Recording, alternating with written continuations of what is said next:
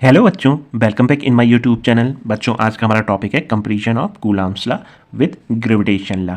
Okay, तो समझते हैं इसको।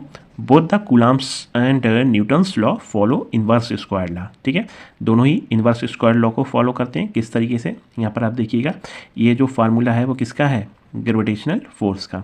और ये किसका फार्मूला है? इलेक्ट्रोस्टैटिक फोर्स का। ठीक है, तो यहाँ पर आप देखिएगा, यहाँ पे जो r है वो दोनों मासेस के बीच की क्या है? डिस्टेंस, जिसका स्क्वायर हुआ है। ओके, और इलेक्ट्रोस्टैटिक फोर्स के फार्मूले में देखिएगा, जो यहाँ पे r है वो क्या है? दोनों चार्जेस के बीच की डिस्टेंस है, जिसका स्क्वायर हुआ है। ठीक है, यही कारण है यहाँ पर लिखा हुआ है both the Coulomb's and Newton's law follow inverse square law. Okay, according to Newton's universal law of gravitation. ठीक है, तो ये फार्मूला हुआ क्या है? Gm1m2 upon are square. ठीक है, according to Coulomb's law, Coulomb's law के अकॉर्डिंग जो इलेक्ट्रोस्टैटिक फोर्स लगता है उसका फार्मूला क्या है? के Q1 Q2 upon are square. यहाँ पे Q1 Q2 क्या है? चार्जेस। ओके, अब आगे बढ़ते हैं बच्चों। आगे क्या लिखा है? The electric force is much stronger than the gravitational force between the two electrons. यहाँ पे क्या बताया गया बच्चों कि इलेक्ट्रिक जो फोर्स होता है वो ग्रेविटेशनल फोर्स के कंपेयर में बहुत ज़्यादा स्ट्रॉन्ग है। कितना स्ट्रॉन्ग है?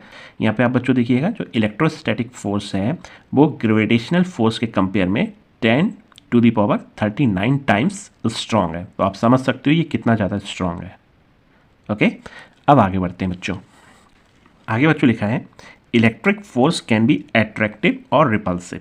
तो ये आप अच्छी तरीके से जानते हो कि अपोजिट चार्जेस के बीच अट्रैक्शन फोर्स लगता है और जो हमारे सेम चार्जेस होते हैं उनके बीच रिपल्सन फोर्स लगता है। But the gravitational force is always attractive. But gravitational force में ऐसा कुछ नहीं होता। यहाँ पर दोनों मास होंगे, उनके बीच हमेशा अट्रैक्शन ही होगा। कभी ऐसा नहीं होगा कि दो मास ऐसे हों जिनके बीच रिपल्सन हो। ठीक है, हमेशा जो भी दो मास रखे होंगे उनके बीच हमेशा अट्रैक्शन होगा। ठीक है, बट इलेक्ट्रोस्टैटिक फोर्स में ऐसा नहीं होगा। अगर यहाँ पे दो लाइक चार्जेस हैं तो रिपल्सन फोर्स लगेगा उनके बीच। अगर दोनों अपोजिट चार्जेस हैं तो उनके बीच हमेशा अट्रैक्शन फोर्स लगेगा। कब? जब इलेक्ट्रोस्टैटिक फोर्स की बात होगी। ओके, अब बच्चों आगे बढ़ते हैं। आगे लिखा है electric force depend on the nature of the medium between the charges. तो हमें ये अच्छी तरीके से पता है कि इलेक्ट्रिक फोर्स होता है वो दोनों चार्जेस के बीच जो मीडियम होता है, ठीक है, उसकी परमिटिविटी पर डिपेंड करता है। बट ग्रेविटेशनल फोर्स में ऐसा कुछ नहीं होता है। यहाँ पर मीडियम से कोई फर्क नहीं पड़ता है। अगर दो मासेस हैं उनके बीच कोई भी मीडियम आप रख दो, उन दोनों मासेस के बीच जो भी फोर्स लग रहा होगा उसमें कोई भी चेंजिंग नहीं आएगी। ठीक है, अब बच्चों आगे बढ़ते हैं। आगे लिखा है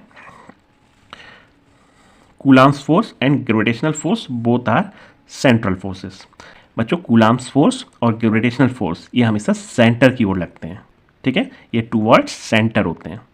ओके, तो बच्चों अब आपको ये टॉपिक बहुत अच्छी तरीके से क्लियर हो गया होगा। इस वीडियो में इतना ही। Thank you.